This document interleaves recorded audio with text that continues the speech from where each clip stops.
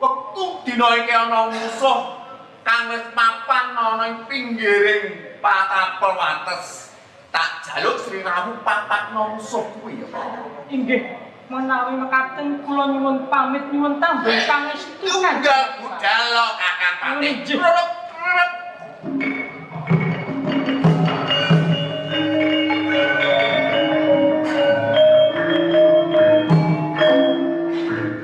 Sitanju wonten dawuh masih sinuwun sinuwun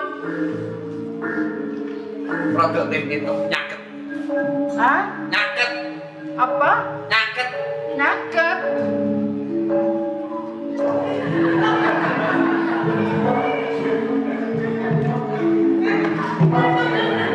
sing apik kok ngendi aku ki ngene wonten dawuh napa sinuwun sejatine mono aku tresno lawan sliramu Tritanju.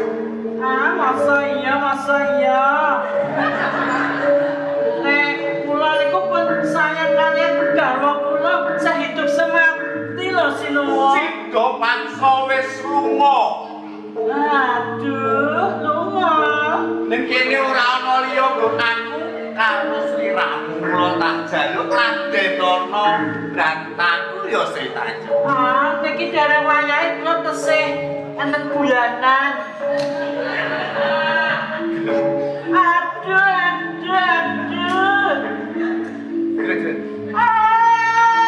sayang Ini ngomongnya apa? sayang kula dijamel-jamel karo sinuwun niku lho sayang Kakang Patih, aku ora jawe nanging sejatine malah bojomu kang nibakne katresnan marang panjenengan ingsun.